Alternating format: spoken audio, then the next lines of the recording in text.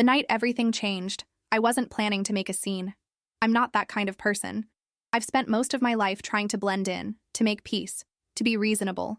But sometimes, life pushes you until something deep inside, something even you didn't know existed, suddenly rises up and demands to be heard.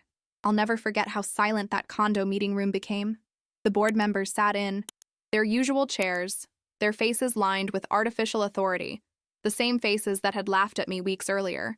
They had called this emergency gathering to squeeze yet another round of special contributions from residents. Their excuse? The building's maintenance fund had mysteriously run dry. As President Gregory Stiles droned on about community responsibility, I felt the weight of dozens of eyes occasionally glancing in my direction. The whispers had followed me for weeks since the photos appeared. Photos of them in Hawaii, enjoying my hard-earned money, drinking Mai Tais while our building crumbled. When I finally stood up, my heart pounded so hard I could feel it in my throat. But my voice came out clear and steady, surprising even me. Family? Remember? Those 2 words hung in the air like shattered glass. Gasps rippled through the room. Gregory's face turned crimson, his jaw clenching as murmurs erupted among my neighbors. For a month, they had mocked me, treated me like an outsider while spending my money. But tonight, with those 2 simple words, everything changed. This is my story, how I learned that sometimes the quietest person in the room can have the strongest voice, and how I discovered that dignity, once lost, can be reclaimed in the most unexpected of ways. Chicago winters had always intimidated me, but that first December at Crescent Park condos felt especially brutal. Snow piled against the windows of my 4th-floor unit as I unpacked the last of my boxes, wrapping myself in another layer despite the heating being on full blast. It had been 3 months since I'd purchased my first home, a modestly sized 1-bedroom with a view of the park that had cost me nearly every penny I'd saved over my 10 years as a financial consultant.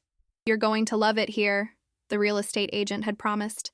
Crescent Park is one of Chicago's most tight-knit communities. Community. That word had sold me more than the hardwood floors, or the renovated kitchen. After years of renting, of feeling transient, I craved belonging. I wanted roots, neighbors who knew my name, maybe even friends who lived close enough to borrow sugar or share an impromptu dinner. At 32, I had sacrificed much of my social life to build my career. I'd watched friends get married, have children, build lives while I worked 60-hour weeks and moved from apartment to apartment. Crescent Park was supposed to be where I finally started living. The first board meeting I attended was in January. The common room was warmer than my condo, with its plush chairs and wood-paneled walls. About 30 residents milled about, some chatting like old friends, while others, like me, stood awkwardly by the coffee table. First meeting? A woman in her 40s approached, offering her hand. "I'm Anna Brooks, Unit 512. "Sophia Mitchell," I replied, grateful for the connection. "Unit 417, just moved in November. Brave time to move to Chicago." She smiled. "The board meetings are mostly boring, but it's good to show your face. Makes them less likely to raise fees arbitrarily when they know you're paying attention."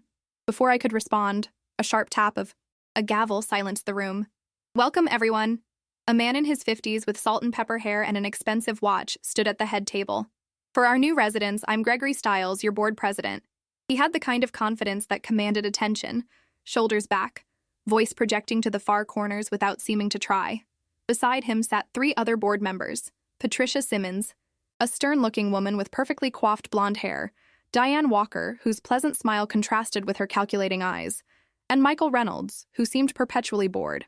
The meeting progressed with typical agenda items: discussions about security improvements, complaints about a resident's unauthorized balcony decoration, approval of previous minutes. I found myself relaxing. This was normal. Boring even, just as Anna had predicted. Then came the bombshell. "Before we adjourn," Gregory's voice took on a graver tone, "we need to discuss our financial situation." He nodded to Patricia, who stood with a folder in hand. "The building's reserve fund is critically low," she announced. "Our roof needs immediate repairs before spring, and we have several outstanding maintenance bills. The board has unanimously decided that a special contribution is necessary." The room tensed. Someone behind me muttered, "Not again." "How much?" an elderly man asked from the front row. Patricia's eyes scanned the room. $22,000 per unit. The gasp was collective. I felt my stomach drop. "That's outrageous," someone shouted. "We just paid a special assessment last year." Gregory stepped forward. I understand your frustration, but these repairs can't wait. The alternative is letting our property values plummet when the roof starts leaking into multiple units. The debate grew heated. Several longtime residents pointed out past mismanagement. Others questioned why regular maintenance fees hadn't covered essential repairs.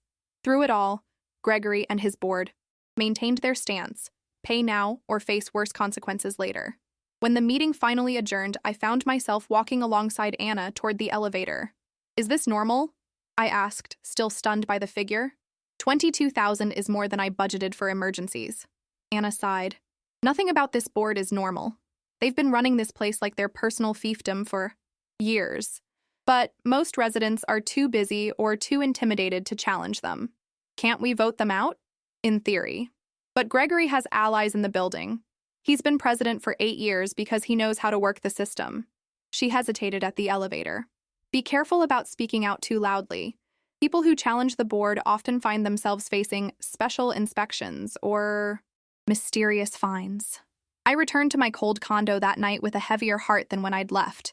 $22,000 would deplete my savings and put my financial security at risk. But what choice did I have? This was my home now. Over the next week, I analyzed my finances, made calls to my bank, and reluctantly liquidated an investment account I'd been growing for years. By the end of January, I had written the check, the largest single payment I'd ever made besides my down payment. When I handed it to Patricia in the management office, she barely looked up from her computer. "Thank you for your contribution," she said mechanically. "The board appreciates your commitment to our community." Her words should have made me feel good. Included, even. Instead, something about her tone left me cold, as though I'd just been scammed but couldn't prove it. "When will the roof repairs begin?" I asked. "As soon as we collect enough contributions," she replied vaguely. "The treasurer will update everyone at next month's meeting." February came with more snow and biting winds. I threw myself into work, taking on extra clients to rebuild my depleted savings. The hallways of Crescent Park became familiar, and I began to recognize faces. Mr. Lewis from 302, who always wore a bow tie. The young couple in 420 who recently had a baby. Anna, who would sometimes invite me for coffee in the common room. Slowly, I began to feel like part of the community. I belonged here. I had made the right choice, despite the financial strain. Then came the post that would change everything. Social. Media had never been my addiction, but after long days at the office, scrolling through my feed offered mindless comfort. That particular evening in early March, I was half watching a cooking show and absent-mindedly flipping through photos when my thumb froze mid-swipe. There they were. Gregory, Patricia, Diane, Michael, and several others I recognized from the building, standing on a pristine beach. Sunglasses perched on tanned faces, tropical drinks in hand, leis around their necks. The crystal blue Hawaiian waves crashed behind them. The caption read, "Family trip to paradise. Mahalo, Hawaii. Shocks, board perks, socks only, the OGs." I zoomed in, my hands shaking. The timestamp showed they'd been there for a week in February, the same week I'd called the management office asking when the roof repairs would start, and was told they were finalizing contractor bids. My stomach twisted. $22,000 from each unit owner. Over 40 units in the building. Nearly $1 million collected for emergency repairs that still hadn't begun, while the board enjoyed paradise on what had to be our money. I stared at the photo until my screen went dark. Then I grabbed my coat and headed upstairs to Unit 512. Anna opened her door in pajamas, her expression shifting from surprise to concern when she saw my face. "What happened?" I showed her my phone. She didn't even look surprised. "I knew something was off when Patricia bought that new Mercedes," she said, inviting me in. "But Hawaii? That's bold, even for them. How is this legal?" My voice sounded strange in my ears, tight, controlled, on the edge of breaking. "They took our money for repairs and went on vacation." Anna poured 2 glasses of wine. "It's not legal. It's embezzlement. But proving it would be difficult without access to the financial records, which they control. So we just let them get away with it?" "Most people do," she admitted. "The last person who tried to expose them was essentially forced out of the building. They started fining him for obscure rule violations until he couldn't afford to stay." I sipped the wine, barely tasting it. "I gave them everything I had, Anna. I believed I was protecting my investment, my home." She squeezed my hand. "I'm sorry, Sophia. Welcome to Crescent Park's dirty secret." Sleep evaded me that night. I alternated between rage and disbelief, scrolling. through more vacation photos the board members had carelessly shared. In some, they tagged each other with inside jokes. One showed them at a luau with the caption, "Special contribution to the Mai Tai Fund," followed by laughing emojis. They weren't even trying to hide it. They were flaunting it. The next morning, I went to work with determination burning beneath my professional demeanor. Between client meetings, I researched condo board laws in Illinois, tenant rights, and what constituted financial misconduct by HOAs. By lunchtime, I had found a lawyer who specialized in such cases and scheduled a consultation for the following day. That evening, I encountered Gregory in the lobby. He was collecting his mail, looking relaxed and tanned. When he saw me, he smiled, the easy smile of someone, who believed themselves untouchable. "Sophia, right? The new owner in 417?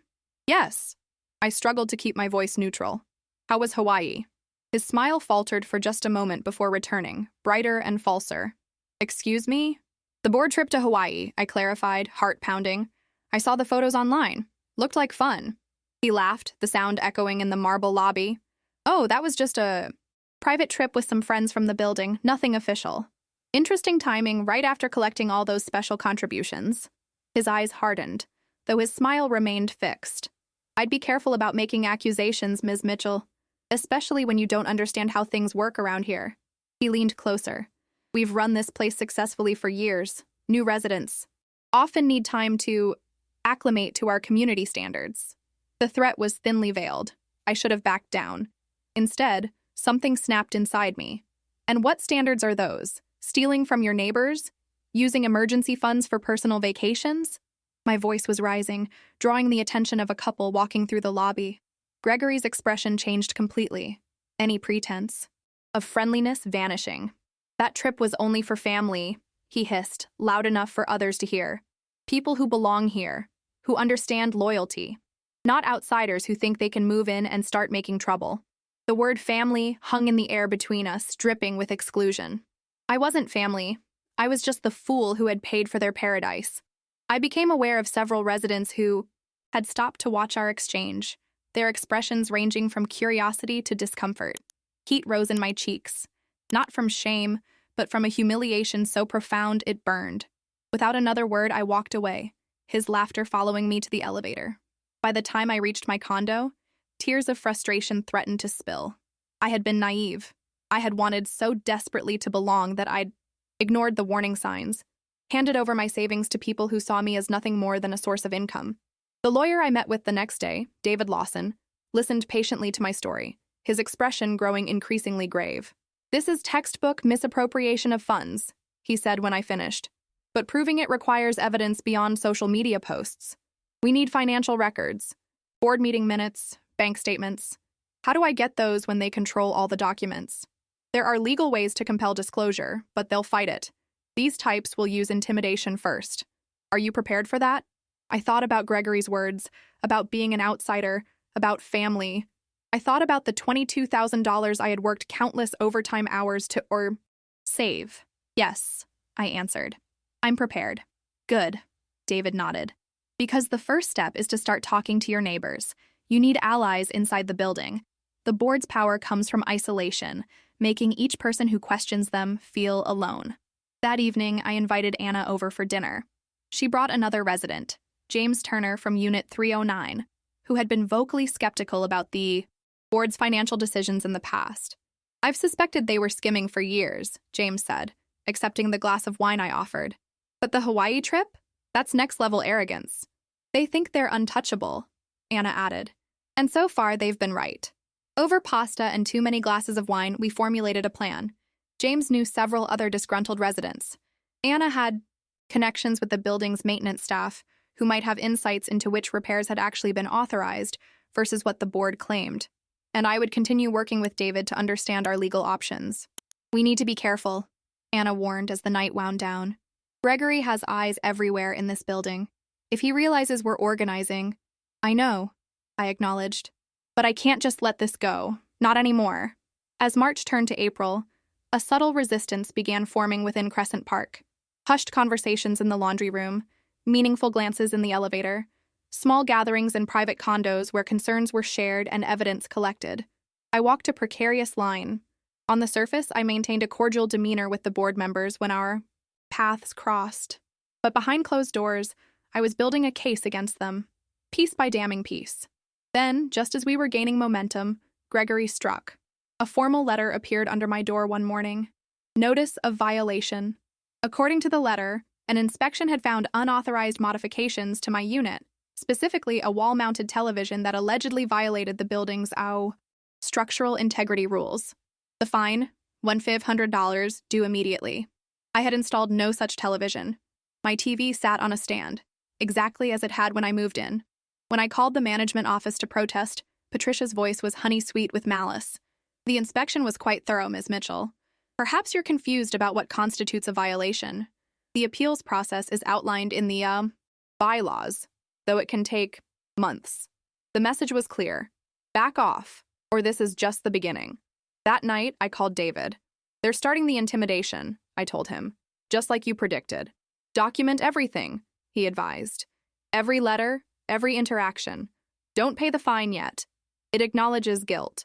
We'll counter with a formal request for evidence of this supposed violation. As April progressed, the pressure intensified. 2 more violation notices arrived, each more absurd than the last. Other residents in our growing coalition reported similar harassment. James found his parking space reassigned to a remote corner of the garage. Anna discovered a sudden plumbing emergency required access to her unit for days, disrupting her work-from-home schedule. But instead of silencing us, these tactics only strengthened our resolve. What had begun as my personal quest for justice had evolved into something larger, a community finally standing up to years of abuse and manipulation. Then came the announcement that would set the stage for everything that followed. Another emergency meeting, scheduled for the end of April. The topic, critical building issues requiring immediate additional funding. They were going to ask for more money. After everything, they still believed they could drain us further. As I prepared for the meeting, a strange calm settled over me. The anxiety that had been my constant companion since discovering the Hawaii photos had transformed into something else. A quiet, unwavering determination. They thought they had broken me. They thought I would cower in humiliation like so many before me. They were about to learn how wrong they were. April in Chicago brought unpredictable weather and even more unpredictable tensions at Crescent Park. As the emergency meeting approached, a palpable anxiety permeated the building's corridors. Residents exchanged knowing glances in the elevators, conversations hushed when board members passed by, and small clusters of people gathered in the lobby, dispersing when Gregory or Patricia appeared. I spent the days leading up to the meeting building our case meticulously. David had filed formal requests for financial records, which the board was legally obligated to provide but was predictably processing at a glacial pace. Meanwhile, Anna and James had rallied more supporters to our cause. 17 residents in total, not yet a majority, but a significant faction. They're getting nervous, Anna reported during our strategy session in my condo the night before the meeting. Patricia's assistant let slip that they've been shredding documents for days. Can we use that? I asked, looking to David, who sat at my dining table, surrounded by papers and his ever-present legal pad. Destruction of records is serious, he replied, making another note. But we'd need proof. Right now, we focus on tomorrow. Remember the plan. Let them present their case first. Don't show our hand too early. James paced by my window, the city lights illuminating his worried expression. What if they've anticipated this? Gregory's been running this con for years. He must have contingencies. They're arrogant, I said, surprising myself with my certainty. That's their weakness. They believe they've intimidated me into silence. They think I'm alone. The morning of the meeting, I woke before my alarm. For weeks, I'd been running on adrenaline and righteous anger, sleeping fitfully between strategy sessions and evidence gathering. But that day, I felt oddly serene. I dressed carefully. In a charcoal suit I typically reserved for important client meetings, applied my makeup with precision, and reviewed my notes one final time. The common room was packed when I arrived. Every chair was filled, with additional residents standing along the walls. The tension was electric. Gregory and his board sat at the front table, their expressions a carefully composed mask of authority. When Patricia caught my eye, she offered a thin smile that contained equal parts condescension and warning.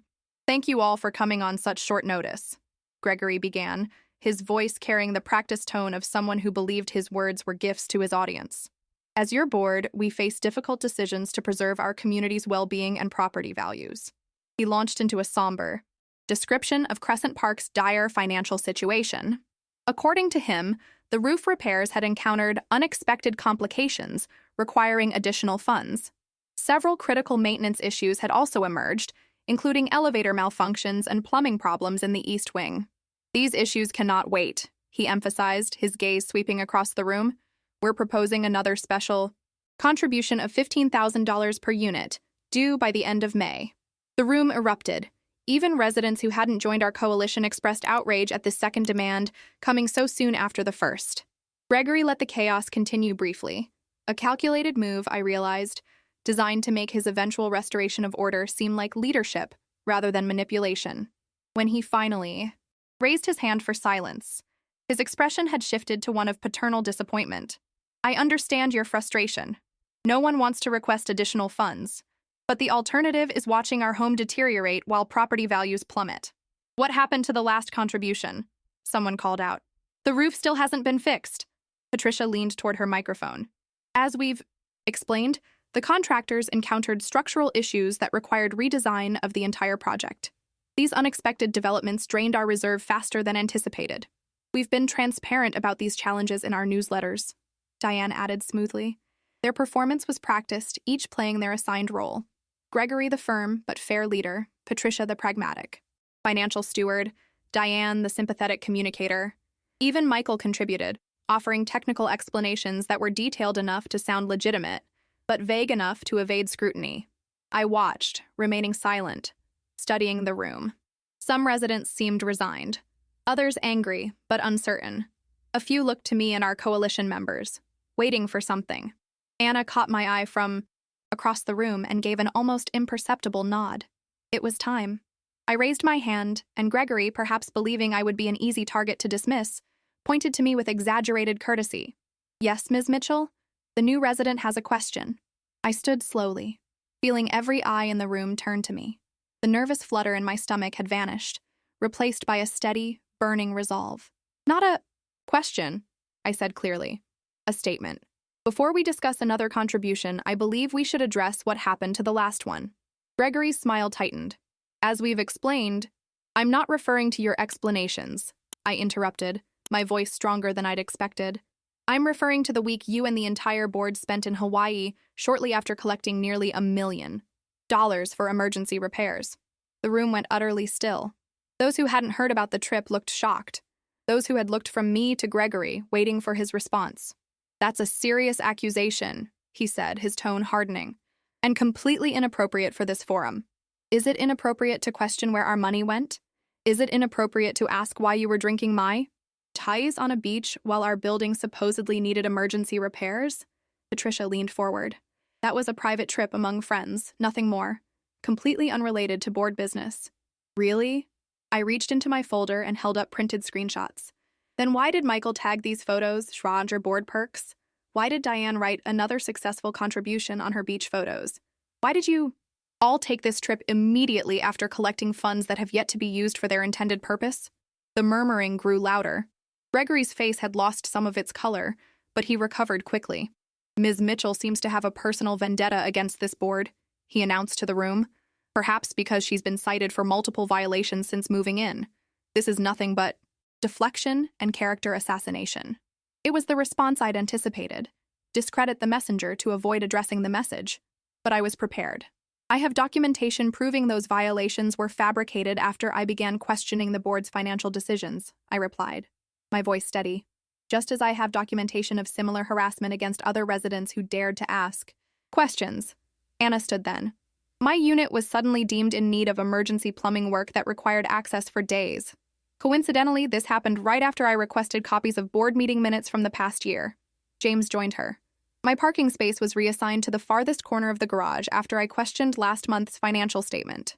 One by one, our coalition members rose, each sharing their story of intimidation and retaliation. With each testimony, Gregory's confident facade cracked further, his knuckles whitening as he gripped the edge of the table. When the last of our allies had spoken, I continued, this isn't about personalities or vendettas. It's about accountability. It's about whether we can trust the people managing our home and our money. Gregory finally recovered enough to respond, his voice now openly hostile. You've been here, what? 5 months? You don't understand how things work in this building. We've maintained Crescent Park's value and prestige for years, while other properties in the area declined. He looked around the room, seeking the support he was accustomed to receiving. Many of you have benefited from our leadership. We've protected your investments. We've created a community here. A family. That word again. Family. The same word he'd thrown at me in the lobby, the word meant to exclude and diminish me. Family? I repeated, unable to keep the edge from my voice. Is that what you call it? Yes, family. He snapped. People who understand loyalty and respect. People who don't move in and immediately start causing problems. And is family how you describe the residents you've been systematically exploiting for years? The people whose money funded your luxury vacation while they worried about roof leaks and elevator failures? His control slipped completely then. That trip was only for family, he declared loudly, the words echoing in the suddenly silent room. People who appreciate what we do here, not ingrates and troublemakers like you. In that moment, in his arrogance, he'd confirmed everything. I looked around the room at the faces of my neighbors, shocked, angry, betrayed. Even those who had previously supported the board looked stunned by Gregory's admission. This was the turning point, the moment when years of manipulation and intimidation began to unravel. I think we've heard enough about family, I said quietly. Now let's talk about fraud. Family, remember? Those two words, spoken in that charged moment, became the catalyst for everything that followed. The common room erupted in overlapping voices. Accusations, questions, demands for accountability.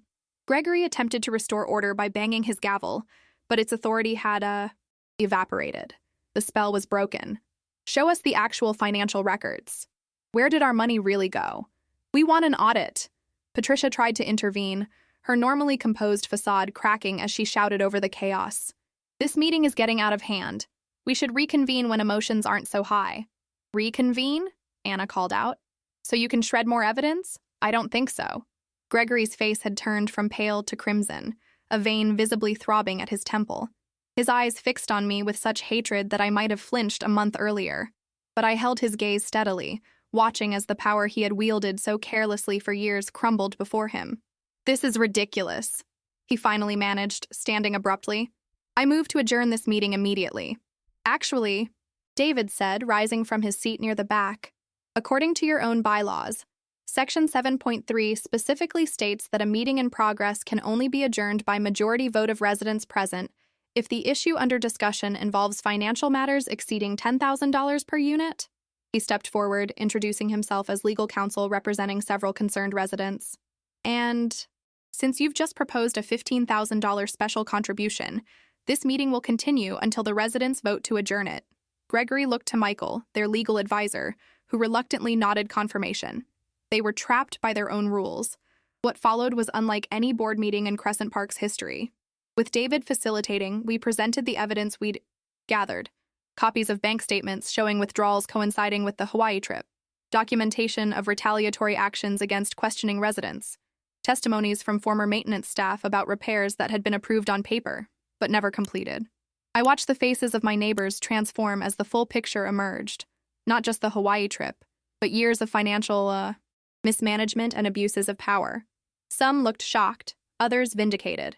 A few of the board's most loyal supporters slipped quietly from the room, unwilling to witness the collapse of the regime they'd enabled.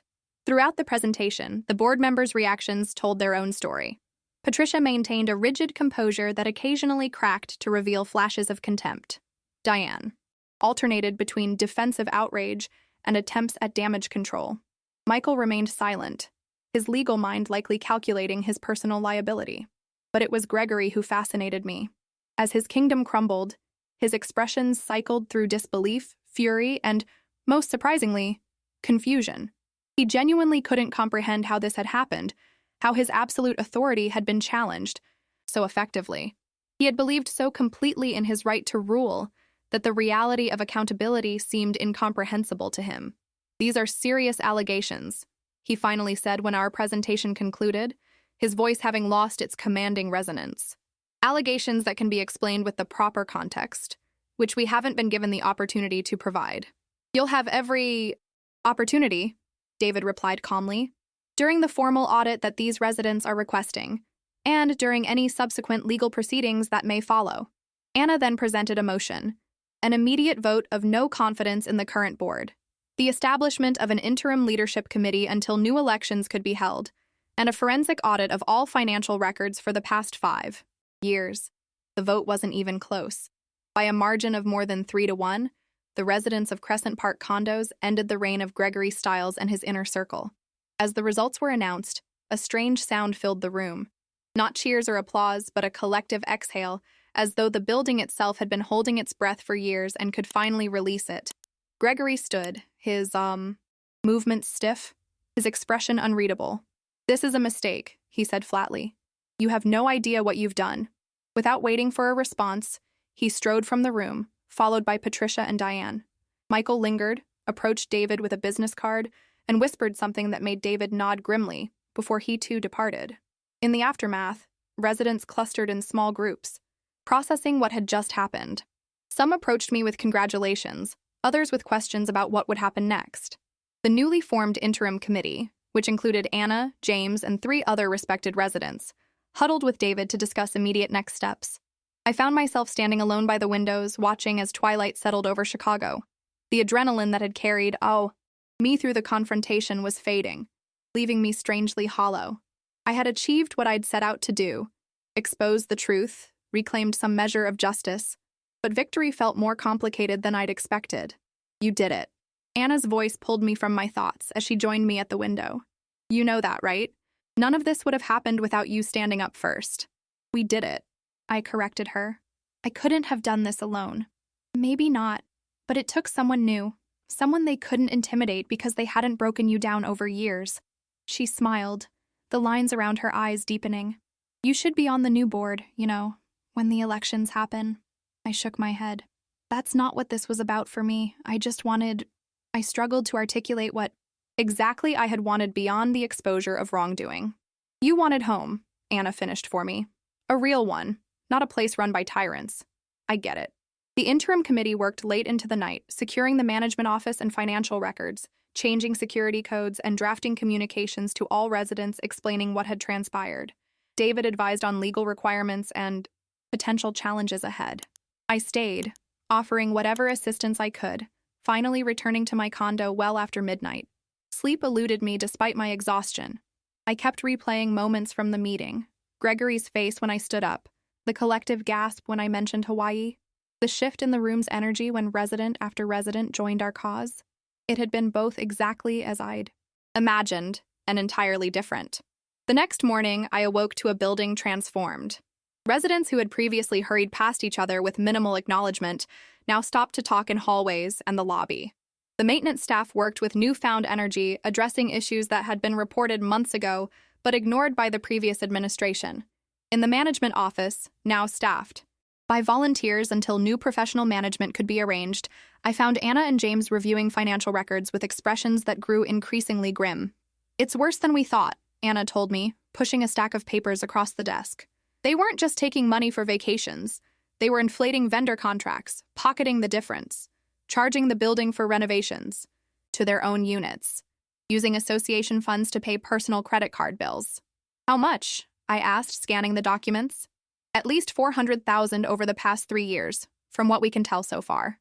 The forensic auditors will find more, I'm sure." James looked up from his laptop.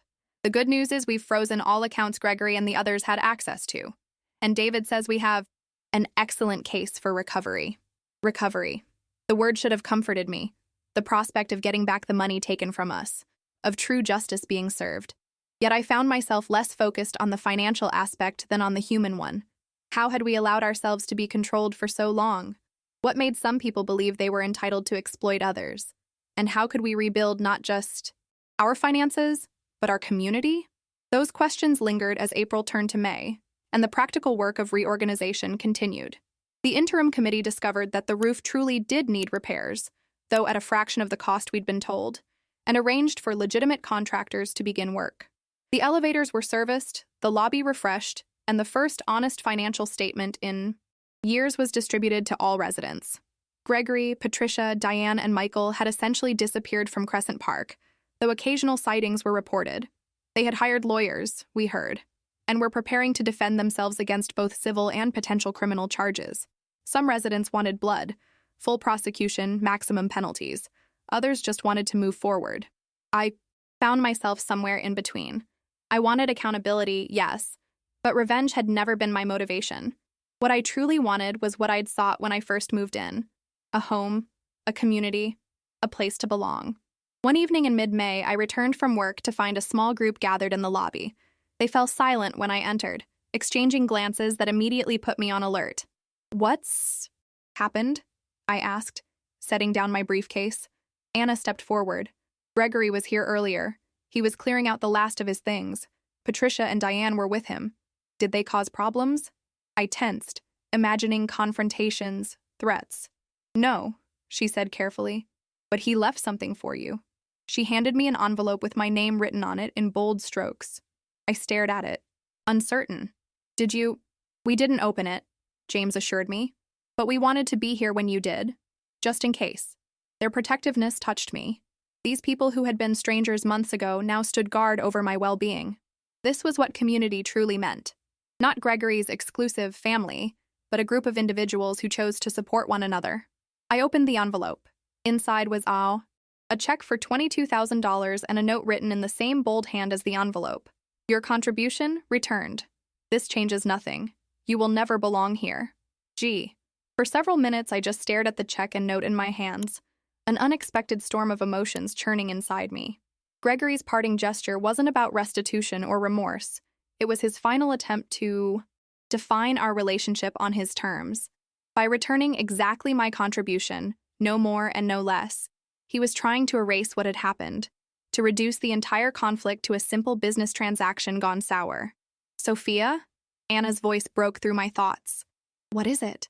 I handed her the check and note. As she read it, her expression shifted from concern to indignation. "The nerve of this man," she muttered, passing it to James. "Even now, he's trying to manipulate the narrative." "What will you do with it?" James asked, studying the check as if it might be counterfeit, which I realized was entirely possible. What would I do with it?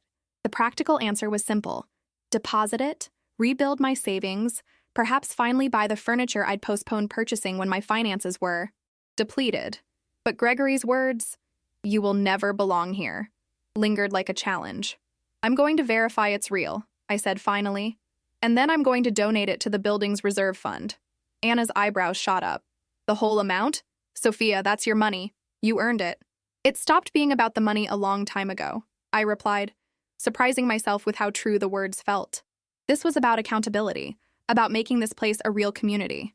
If I keep it, it's like agreeing with him, that this was just between him and me, not about what he did to all of us. James nodded slowly. "I understand that, but no one would blame you for keeping it." "I know." I folded the check and tucked it into my pocket. But I'd know. That night, I sat on my balcony watching Chicago's lights shimmer in the spring darkness. I thought about belonging, how desperately I had wanted it when I moved in, how painfully Gregory had tried to deny it to me, and how, ironically, his actions had ultimately helped me find it. His note played in my mind: "You will never belong here." He had intended it as a final wound, but instead it revealed his fundamental misunderstanding. Belonging wasn't something he could grant or withhold like some feudal lord.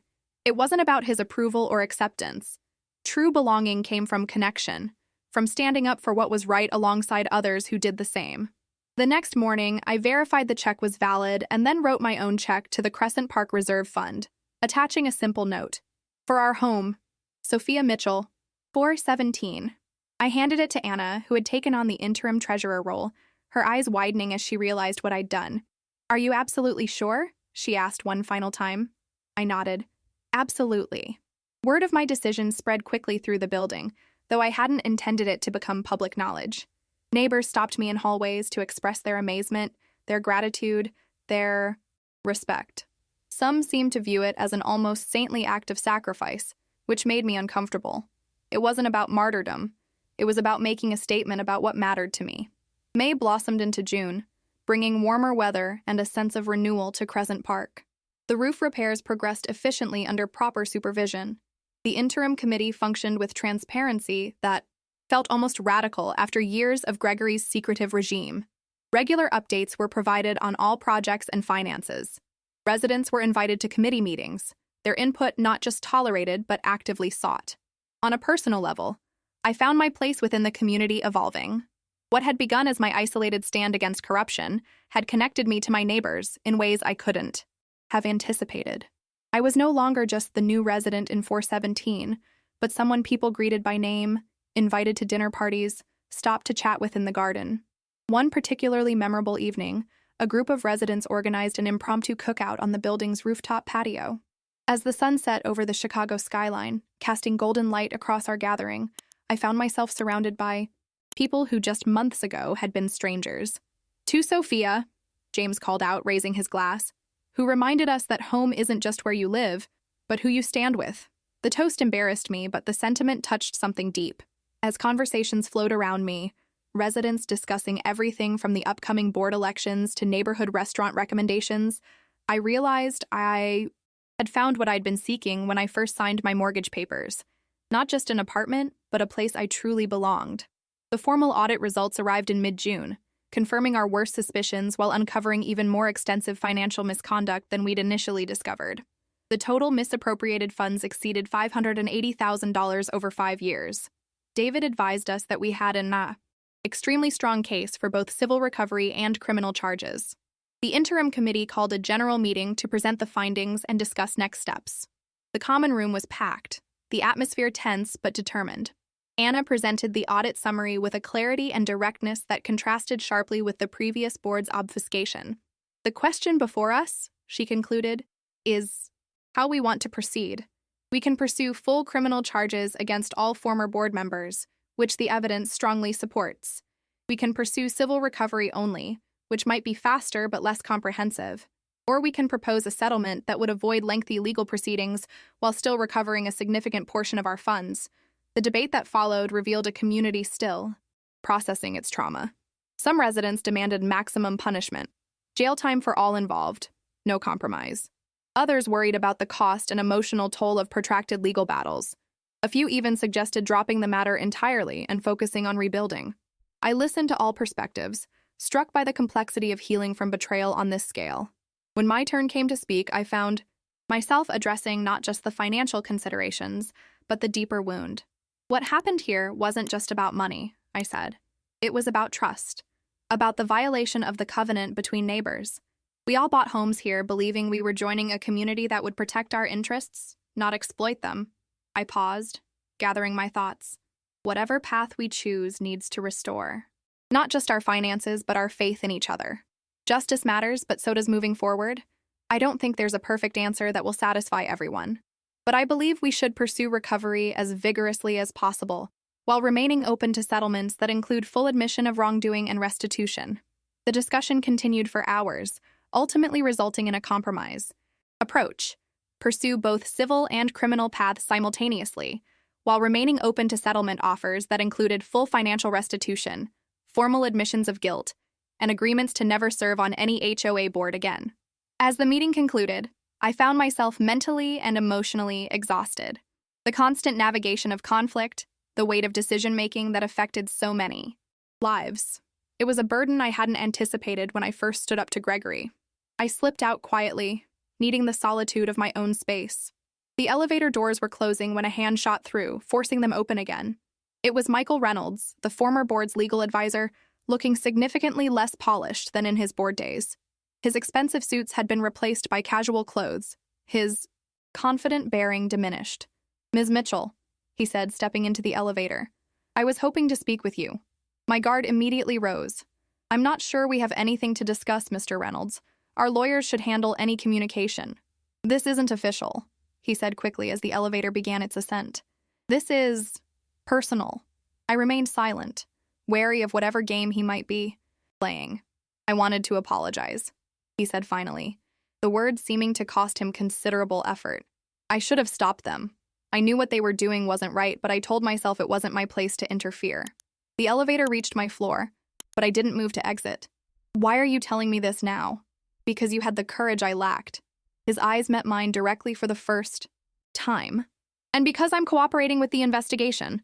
I've provided documentation of everything I witnessed. It won't make up for my complicity, but maybe it will help make things right." The doors began to close again, and I quickly stepped out, Michael following. We stood awkwardly in the hallway, the unexpected confession hanging between us. "Thank you for telling me," I said finally. "And for cooperating." He nodded, looking simultaneously relieved and ashamed. "There's something else you should know. Gregory isn't done fighting. He believes he can still turn people against you, make this about you personally rather than about what they did." "How?" "He's contacting residents individually, spinning a narrative that you're an ambitious outsider who orchestrated a takeover for personal gain." Michael shook his head. "It's desperate, but he's convinced some people. Just be careful. He still has allies in the building." I thought about this warning as I unlocked my door. "Thank you for the heads up." As he turned to leave, I called after him, "Michael, why did you go along with it for so long?" He paused, considering the question seriously. At first it was small things, perks that seemed harmless. Then gradually larger breaches that were harder to justify but even harder to oppose once I'd already been complicit. And finally, he sighed deeply. Finally, it was fear. Gregory knows how to destroy people who cross him. His admission stayed with me long after he departed. The gradual erosion of ethical boundaries, the power of belonging to the inner circle, the fear of exclusion and retaliation. These were the tools Gregory had wielded to maintain control for years. In the days that followed, I began noticing subtle signs that Michael's warning had merit. Certain residents who had previously been friendly became distant. Small clusters of people would fall silent when I approached. Anonymous notes appeared under my door suggesting I had gone too far and should let the past stay in the past. The interim committee noticed similar resistance from a minority of residents who seemed determined to undermine our reform efforts. Maintenance requests from these residents suddenly became urgent. Complaints about noise or rule violations increased dramatically, forcing the committee to spend valuable time on petty issues rather than rebuilding. "Classic divide and conquer tactics," Anna observed during one particularly frustrating committee meeting. "They can't control the board anymore, so they're trying to exhaust us and turn opinion against us." "Should we confront them directly?" James asked. "That's exactly what they want," I replied, thinking of Gregory's tactics. "A public conflict that makes this look like a personal power struggle rather than accountability for wrongdoing." Instead, we chose a different approach. We increased transparency even further, publishing weekly updates on recovery efforts and restoration projects. We held open forums where residents could voice concerns directly rather than through anonymous complaints. We responded to even petty grievances with professionalism and respect. Gradually, the resistance diminished. Even Gregory's most loyal supporters couldn't maintain their opposition in the face of visible improvements to the building, honest financial reporting, and consistent goodwill efforts. By July, preparations for the formal board elections were underway. Despite numerous requests, I declined to run for a position, feeling that my role in the transition had been important, but that fresh leadership would better serve Crescent Park going forward. "You could win easily," Anna insisted when I told her my decision.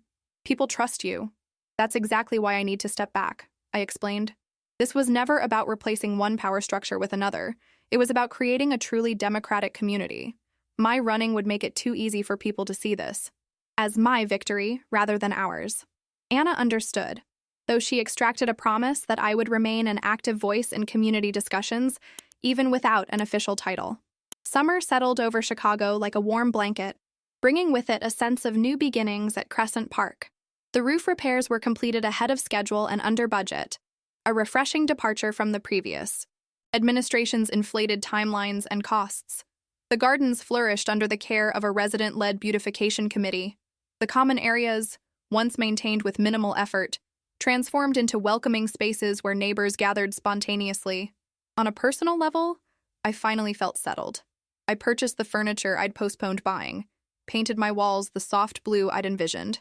When I first toured the unit, and hosted small gatherings for neighbors and colleagues, my condo became the home I had dreamed of, not just in its physical space, but in the connections it fostered. The legal proceedings against the former board continued their slow progression through the system. Gregory, Patricia, and Diane had hired expensive defense attorneys who deployed every delaying tactic available. Meanwhile, our lawyers, led by David, methodically built the case against them, strengthened considerably by Michael's insider testimony and documentation. In late July, the new permanent board was elected, a diverse group of 5 residents with varied backgrounds and perspectives, united by their commitment to transparency and ethical management. Anna was elected president, a role she Accepted with characteristic pragmatism. I'll serve one term, she announced at her first meeting. Then someone else should take over. No more dynasties at Crescent Park. Her statement set the tone for the new era. Power as service rather than entitlement. Leadership as temporary stewardship rather than permanent control. The board's first official act was to establish term limits and create ethics guidelines that prohibited conflicts of interest. The second act was to organize a building-wide celebration, marking our community's renewal. On a perfect Saturday in early August, residents gathered in the courtyard for a potluck feast that showcased the cultural diversity of our building. Children played on the freshly mowed lawn while adults mingled, many getting to know neighbors they had lived alongside for years but never truly met under Gregory's divisive regime. I found myself surrounded by new friends, engaged in conversations that ranged from neighborhood politics to favorite recipes. The atmosphere was relaxed, joyful, healing, exactly what our community needed after months of tension and confrontation. As twilight approached, Anna called for everyone's attention. Standing on the low stone wall that bordered the garden, she raised her glass. "A year ago, most of us barely knew each other's names," she began. "We lived in the same building but not in the same community. Today, that's changed. Today, we celebrate not just new leadership or financial recovery, but the rediscovery of what it means to be neighbors." Murmurs of agreement rippled through the gathering. "Many people contributed to this transformation," she continued, "but I think we all know it began with one person who refused to be silenced." Her eyes found me in the crowd. Sophia Mitchell didn't just expose wrongdoing. She reminded us of our responsibility to each other. She showed us that belonging isn't granted by those in power. It's created through courage and connection. I felt my cheeks warm as applause erupted around me. The recognition was flattering but uncomfortable. I had never sought to be the center of attention or to be elevated above others who had stood with me. When Anna invited me to speak, I reluctantly joined her on the makeshift podium, looking out at the faces of people who had transformed from strangers to neighbors to friends. "What happened here wasn't about one person," I said simply. "It was about all of us deciding what kind of community we wanted to be. I may have asked the first question, but you all chose to ask the next ones, and the ones after that."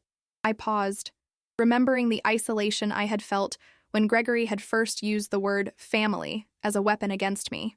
When I moved to Crescent Park, all I wanted was to belong somewhere. What I've found is something better, not just belonging, but belonging to something worth believing in. A community where everyone has a voice, where power is shared rather than hoarded, where we look out for each other. The celebration continued long into the evening, with impromptu music from resident musicians and storytelling that built new connections across previously divided social circles. As I helped clean up afterward, working alongside neighbors who now greeted me by name, I felt a profound sense of rightness, that I was exactly where I needed to be. The legal case against Gregory and his allies reached a critical juncture in September. Facing mounting evidence and Michael's damning testimony, their lawyers approached David with a settlement offer: full financial restitution plus interest, public admission of wrongdoing, and agreement to all our non-monetary terms in exchange for dropping criminal charges. The board called another community meeting to discuss the offer. Once again, the common room filled with residents eager to have their say. The debate was spirited but respectful, another sign of how far we had come as a community. Some residents remained adamant that criminal prosecution was essential for justice. Others argued that a guaranteed recovery of funds and public admission of guilt would serve our community better than a prolonged legal battle with uncertain outcomes. When my turn came to speak, I found myself thinking about Gregory's note, "You will never belong here," and all that had happened since. 6 months ago, I stood in this room and said this wasn't just about money, I began. It was about trust, about the covenant between neighbors. The question now is what will best restore that trust and help us move forward.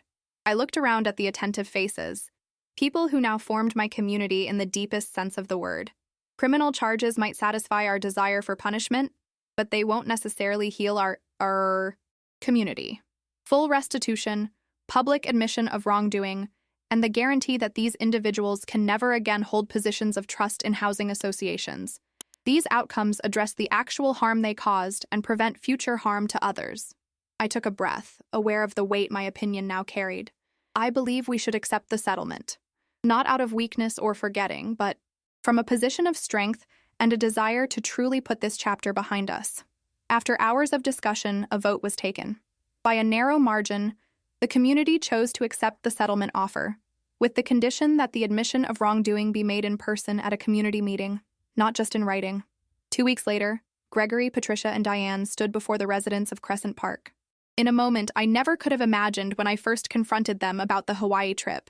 Their lawyers had clearly coached them on what to say, but the humiliation of the moment was evident in their rigid postures and tightly controlled expressions. Gregory, once so commanding in this very room, now spoke in a subdued tone, acknowledging the misappropriation of funds, the retaliatory tactics, and the breach of fiduciary duty. Patricia followed with a similar statement, her usual confidence replaced by a brittle formality. Diane, perhaps the most visibly affected, seemed to struggle with genuine remorse versus the coached legal admission her attorneys had prepared. The residents listened in silence, not the fearful silence of the past, but the dignified silence of a community that had reclaimed its power.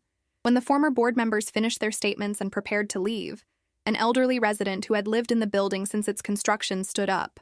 "I have one question," he said, his voice quavering slightly but firm. "Do you understand now what you took from us? Not just the money, but the trust, the peace of mind, the community?" Gregory hesitated, clearly unprepared for direct questioning. For a moment, his mask slipped, and I glimpsed the man beneath the performance, confused, angry, still unable to fully comprehend how his absolute authority had crumbled.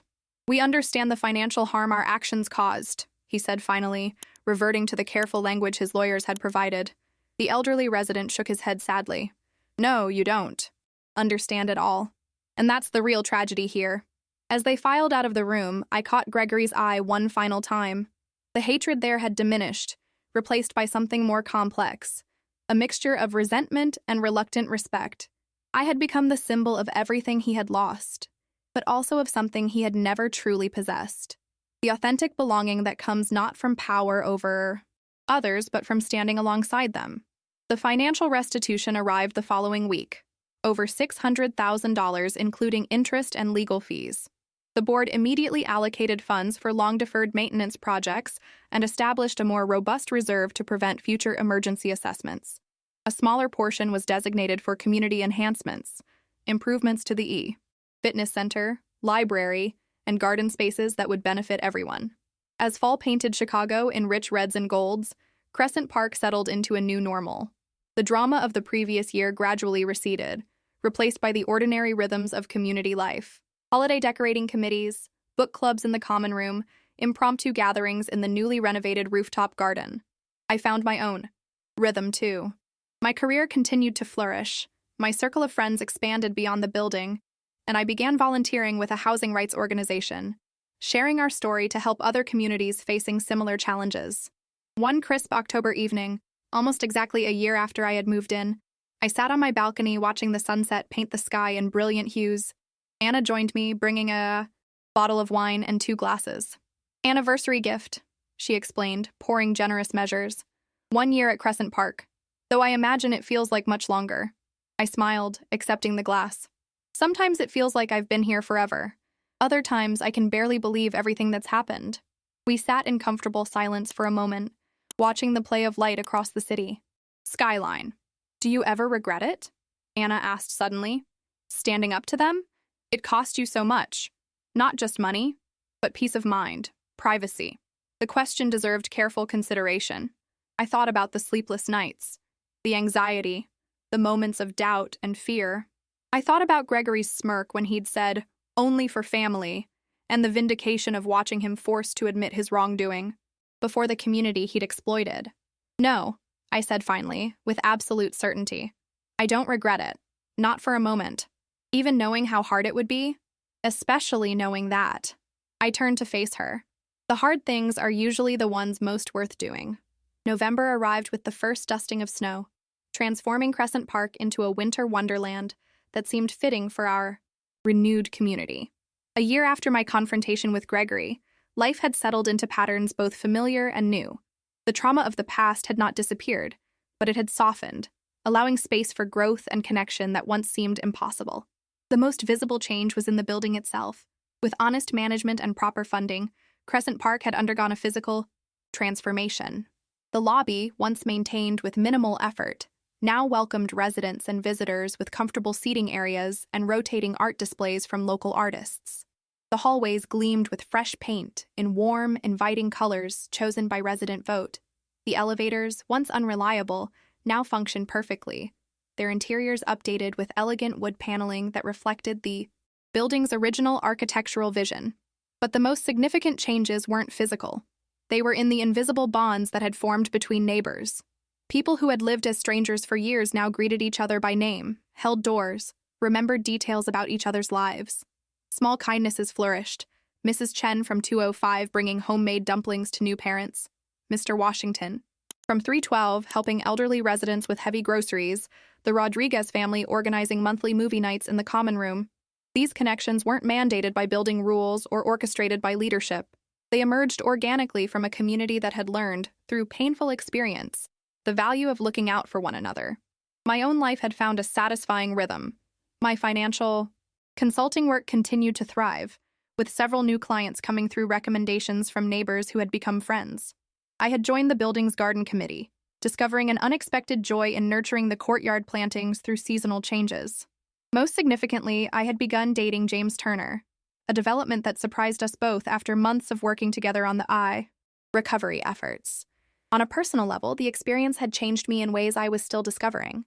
The woman who had moved in seeking quiet belonging had found her voice, her boundaries, and her courage. The confrontation with Gregory had awakened something in me that couldn't be silenced again, a certainty about my own worth that no longer depended on others' approval. One snowy evening in early December, I hosted a small dinner party in my now fully furnished condo. Anna was there with her husband, along with James, the Rodriguezes from the third floor, and David Lawson, who had become a friend beyond his legal counsel.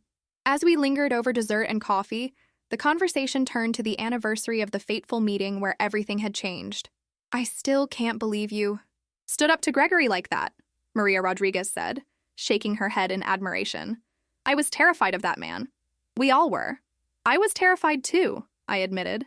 "But sometimes fear has to take a back seat to what's right." "The amazing thing," David observed, "is how your stand created a ripple effect. You know your case has become something of a precedent? I've had 3 other condo associations reach out in the past month alone, residents dealing with similar corruption. This was news to me." "Really? What happened?" "They're forming coalitions, gathering evidence, following the same playbook we created here," David explained. "Your story is giving others courage." The idea that our experience might help others facing similar exploitation was profoundly moving. What had begun as my personal quest for justice had expanded beyond our building, beyond even our community. "Speaking of ripple effects," Anna said, her expression turning serious, "I heard some news about Gregory that I've been debating whether to share." All eyes turned to her. "He's moved to Florida," she continued. "Apparently, he's trying to join the board of a retirement community there." My stomach tightened. The thought of Gregory targeting another vulnerable community, especially elderly residents, was disturbing. Can he do that? Our settlement specifically prohibited him from serving on housing boards. "In Illinois," David clarified. "The jurisdiction doesn't extend to Florida." "So he's just going to start over," James said, his voice tight with controlled anger. "Find new people to exploit." A heavy silence settled over the room. The idea that Gregory could simply relocate and continue his patterns of abuse tarnished the sense of justice we had fought so hard to achieve. "We need to warn them," I said finally, the words forming even as the idea crystallized in my mind. "Not with accusations or attacks, but with facts. Information that would have protected us if we'd had it." "What are you thinking?" David asked, his legal mind already considering possibilities and pitfalls. "A letter to the community board there. Documentation of what happened here. Not just our allegations, but the settlement agreement, the financial evidence, Michael's testimony. Give them the information we wished we'd had when we elected him." The conversation shifted into a practical discussion of how to approach this ethically and legally. David advised on what information could be shared without risking defamation claims. Anna offered to help compile the documentation from our case. James suggested reaching out to resident associations in the area to create awareness more broadly. As my friends collaborated on this unexpected new chapter of our story, I found myself watching them with a profound sense of gratitude. This right here, was what community truly meant. Collective action rooted in care for others, even strangers hundreds of miles away. By the time my guests departed late that evening, we had a plan in place. Not for revenge against Gregory, but for protection of those who might otherwise become his next victims. It felt like the perfect extension of everything we had learned, using our painful experience to prevent others from suffering the same fate. James stayed behind to help clean up, moving comfortably through my kitchen as if it were his own. In recent months, he had become a steady, calming presence in my life, thoughtful, principled, with a quiet strength that complemented my more direct approach. "You're quiet," he observed as we finished loading the dishwasher. "Having second thoughts about the Florida plan?" "No," I answered honestly. "Just reflecting on everything." A year ago, I was a new resident writing a check I couldn't really afford because I was desperate to belong here. Now, I gestured around us to the home I'd created, to the two of us standing comfortably in shared silence. "Now you belong more than anyone," he finished, pulling me into an embrace. "Because you fought for it, not just for yourself, but for all of us." I leaned into his warmth, considering his words. There was truth in them, but also something more complex that I was still processing. "I think I've realized that belonging isn't what I thought it was," I said slowly. "It's not about being accepted or included by others. It's about creating a place where everyone can be valued, where power is shared rather than hoarded." James nodded, his expression thoughtful. "That's a much harder thing to build, but infinitely more valuable. And more fragile," I added, thinking of Gregory's attempt to start over in Florida. "It requires constant vigilance." Over the following weeks, our plan took shape. David helped craft a letter that was factual, dispassionate, and thoroughly documented. We included copies of the settlement agreement, financial records, and sworn statements from multiple Crescent Park residents.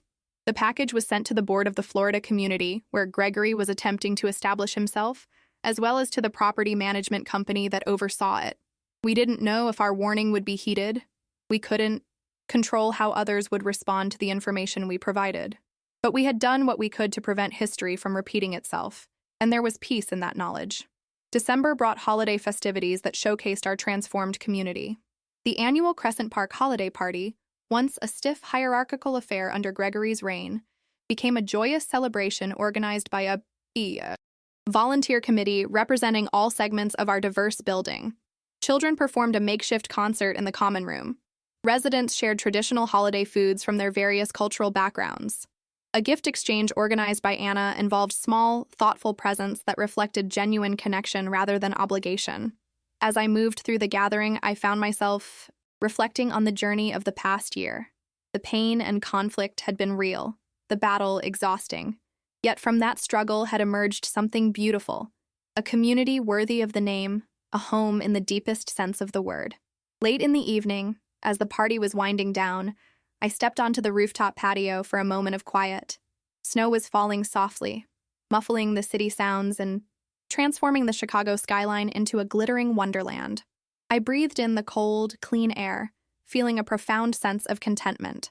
The door opened behind me, and Anna stepped out, wrapping her coat tightly around herself. "Hiding from the cleanup committee?" she teased, joining me at the railing. "Just taking a moment," I replied, smiling. "It's been quite a year."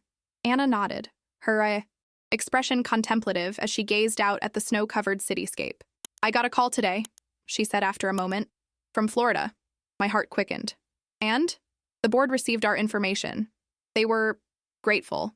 Apparently, Gregory had already started forming alliances, making promises, positioning himself as a financial savior. She turned to me, snowflakes catching in her hair.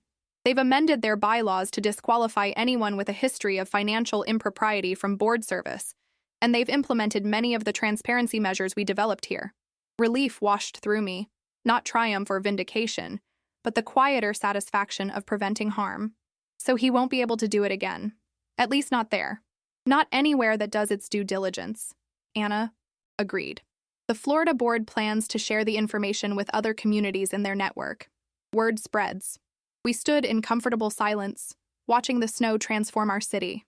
The knowledge that our actions had protected others, that our painful experience had value beyond our own walls, felt like the closing of a circle.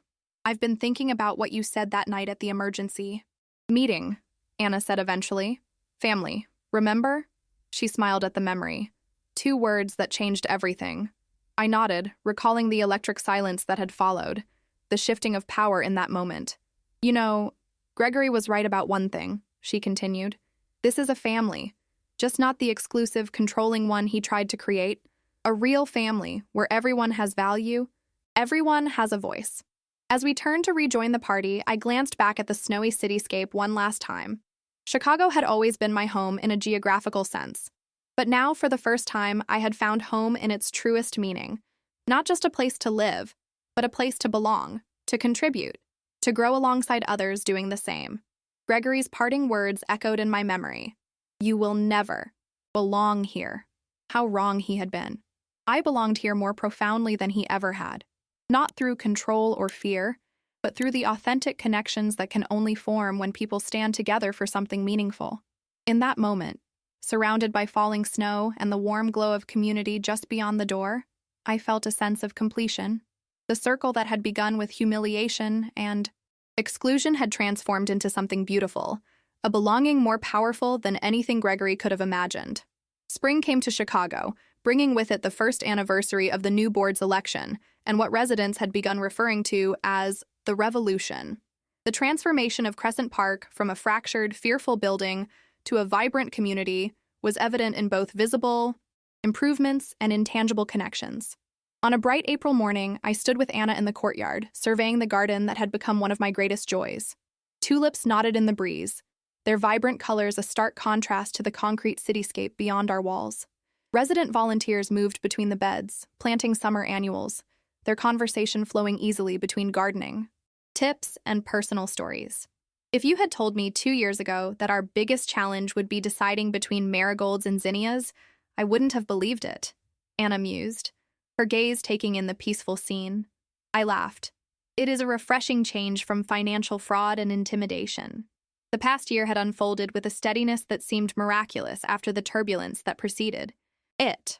The new board, led by Anna for its first year, and now transitioning to new leadership as she had promised, had established systems of transparency and accountability that transformed the building's operations. Monthly financial reports were published in clear, accessible formats.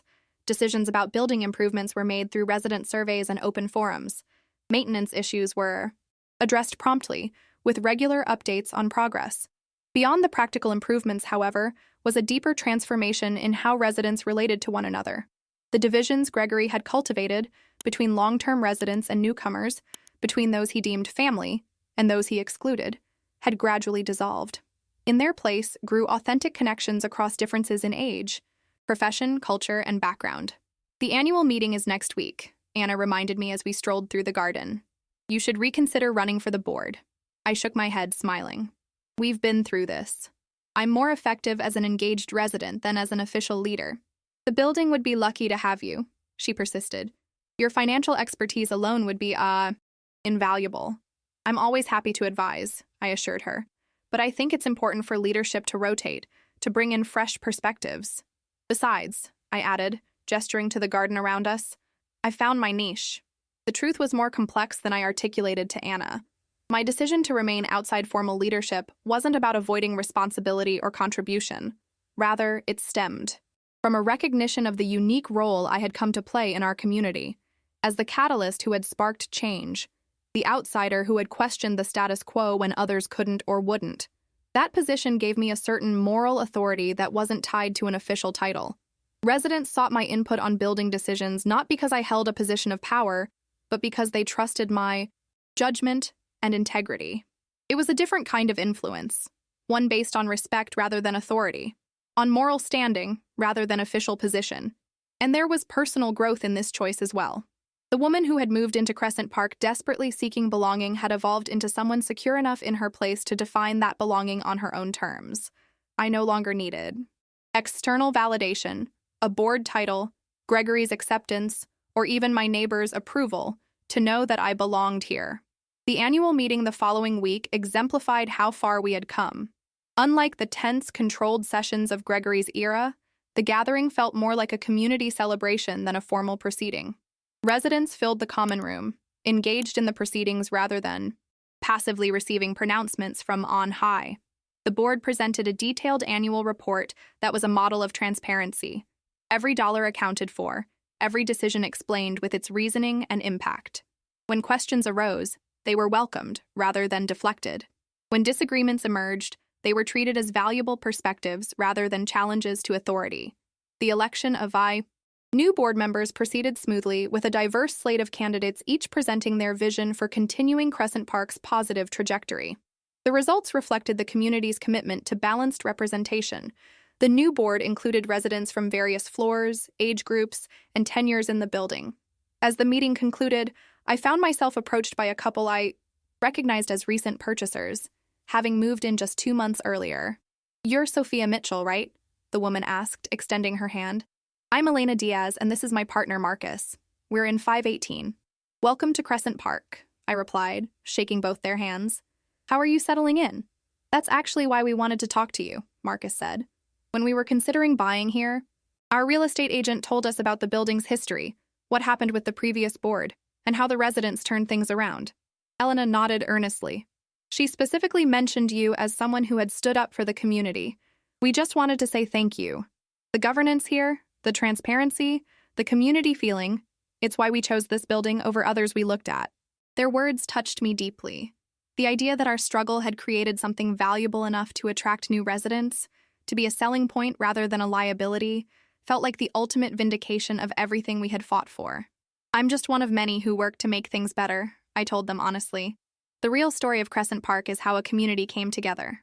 After they moved on, James joined me, slipping his arm around my waist.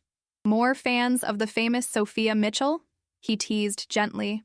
"Hardly," I replied, leaning into his embrace. "Just new neighbors connecting with the community's history.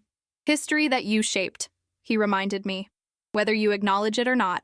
Later that evening, as we walked back to my condo, which had increasingly become our shared space as our relationship deepened, James brought up a subject we had been discussing tentatively for weeks. "I was thinking more about combining our units," he said, referring to his condo on the 3rd floor and mine on the 4th. "David mentioned that the Johnsons in 317 might be listing soon. If we could get that unit, we could potentially create a duplex." The idea was appealing on multiple levels, not just the practical aspects of more space and the investment value, but the symbolic commitment to Crescent Park as our long-term home. A year ago, I had questioned whether I belonged in this building at all. Now, I was considering doubling down on my investment, creating a space where James and I could build a future together. "I like that idea," I replied, squeezing his hand. "Let's talk to David about making an offer when they list." The following Saturday brought a development that would provide a fitting closure to our long journey. Anna called early in the morning, her voice tense with an emotion I couldn't immediately identify. "Can you come to the management office? There's something you need to see." 20 minutes later, I sat across from Anna in the office that had once been Patricia's domain. On the desk between us lay a thick envelope addressed to the Board of Directors, Crescent Park Condominiums, in a handwriting I recognized immediately. "It's from Gregory," Anna explained unnecessarily. "It arrived yesterday." My pulse quickened. "What does he want?" "See for yourself." She pushed the envelope toward me. Inside was a formal letter and a certified check for a substantial sum, far exceeding the amount Gregory had been required to pay in restitution. The letter was brief but extraordinary. "To the board and residents of Crescent Park Condominiums, the enclosed represents additional compensation beyond the settlement agreement, intended to fully address the financial harm caused during my tenure as board president. Recent events have led to a period of reflection on my actions and their impact. While this does not excuse past behavior, I recognize the damage done to the community and individuals within it. No further communication is necessary or expected. This gesture stands on its own as acknowledgement of wrongdoing and an attempt at more complete restitution." Gregory Stiles. I read the letter twice, struggling to reconcile this acknowledgement with the arrogant, unrepentant man I had known. What recent events is he referring to? Anna hesitated. "I did some digging after I received this. It seems our warning to the Florida community had wider repercussions than we anticipated. Word spread through multiple retirement communities in the area. Gregory was essentially blacklisted from any involvement in housing governance. And," she paused, "I heard he's been diagnosed with a serious health condition." The news landed with a complex weight. Not satisfaction at his suffering, but a somber recognition of how life's fragility can sometimes trigger moral reckonings. "What should we do with this?" I asked, gesturing to the check. Anna's expression was thoughtful. "The board will need to discuss it formally, but my initial thought is to establish a community fund for residents who face financial hardships. unexpected medical bills, job loss, emergencies, the kind of circumstances that might make someone vulnerable to exploitation. The poetic justice of using Gregory's money to prevent the very vulnerability he had once exploited wasn't lost on me. I think that's perfect, I agreed. A way to transform his restitution into something that strengthens our community. In the days that followed, I found myself reflecting on the journey that had brought us to this point. The confrontation in the meeting room, the humiliation in the lobby, the anxiety of building a case against powerful enemies, all had been necessary steps on the path to the community we had now created. Gregory's unexpected restitution and acknowledgement, while not erasing the harm he had caused, provided a kind of closure I hadn't realized I needed. The story of Crescent Park had come full circle. From corruption to accountability, from exploitation to restitution, from exclusion to community. On a warm evening in late May, Crescent Park held a community celebration in the courtyard garden. The occasion was ostensibly to unveil the newly established resident support fund created with Gregory's final payment, but it evolved into something larger, a celebration of our collective journey and transformation. Tables lined the garden paths, laden with potluck contributions that showcased the cultural diversity of our building. Children played on the lawn, their laughter providing a joyful soundtrack. Longtime residents mingled with newcomers, sharing stories and forging connections. As twilight settled over the gathering, Anna called for everyone's attention. Standing beneath the flowering crabapple tree that had become the centerpiece of our garden, she introduced the new fund and explained its purpose, to ensure that financial vulnerability would never again make our community members susceptible to exploitation or exclusion. This fund represents our commitment to each other, she concluded, a promise that in times of hardship, we stand together rather than alone. She invited me to join her, and as I stepped forward, I was struck by the symbolism of the moment. 2 years ago, I had stood alone, confronting a board that had weaponized the concept of family to exclude and exploit. Now I stood with Anna, with James, with an entire community that had redefined what family truly meant. Looking out at the gathering, at faces that had transformed from strangers to neighbors to friends, I felt a profound sense of completion. The woman who had written a check for $22,000 in desperate hope of belonging had found something far more valuable than mere acceptance. She had found her voice, her strength, and a community worth fighting for. 2 years ago, I began, my voice steady despite the emotion tightening my throat. I stood in our meeting room and spoke 2 words that changed the course of our community. Family, remember? Those words were a challenge to a narrow, exclusive definition of belonging that had been used to divide us. Nods of recognition rippled through the gathering. Today, I want to reclaim that word, family, because what we've built here is exactly that. A community where everyone belongs not because they're granted acceptance by those in power, but because they inherently deserve respect and voice by virtue of their humanity. I gestured to the garden around us, to the tables laden with food, to the children playing on the lawn. This is what family truly means. People who may not always agree, but who commit to working through disagreements with respect. People who recognize that our differences strengthen us rather than divide us. People who understand that true security comes not from hoarding power, but from sharing it. As my gaze swept across the gathering, I found James's eyes, steady and warm with pride and love. I found Anna, whose initial kindness had given me courage when I needed it most. I found neighbors who had stood alongside me when standing alone would have been easier but less right. Gregory once told me I would never belong here, I continued, my voice steady with the certainty of my own truth. He was wrong. We all belong here. Not because anyone grants us that right, but because we create belonging together through courage and compassion and commitment to each other. The sun had nearly set now, casting long shadows across the courtyard and painting the sky in brilliant hues of pink and gold. As if on cue, the garden lights illuminated. Delicate strands wound through the trees and along pathways, transforming our gathering into something magical. So today, as we establish this fund to protect our most vulnerable members, we're really celebrating something larger, the transformation of Crescent Park from a collection of separate units into a true community, a place where family isn't used to exclude, but to embrace. I raised my glass, and around the garden others did the same. To family, the kind we choose, the kind we build, the kind that makes us stronger together than we ever could be alone. The toast echoed across the courtyard, glasses clinking, voices blending in affirmation. As the celebration continued into the evening, I found myself moving through conversations with a profound sense of peace. Later, as James and I walked hand in hand around the perimeter of the garden, I paused to look up at the building that had become so much more than just my address. Lights glowed warmly in windows, silhouettes of residents visible as they moved through their evenings. The brick facade, recently restored to its original grandeur, stood solid and reassuring against the darkening sky. "Penny for your thoughts," James said, squeezing my hand. I smiled, finding the words to articulate the fullness in my heart. I was just thinking that when I moved here, all I wanted was to belong somewhere.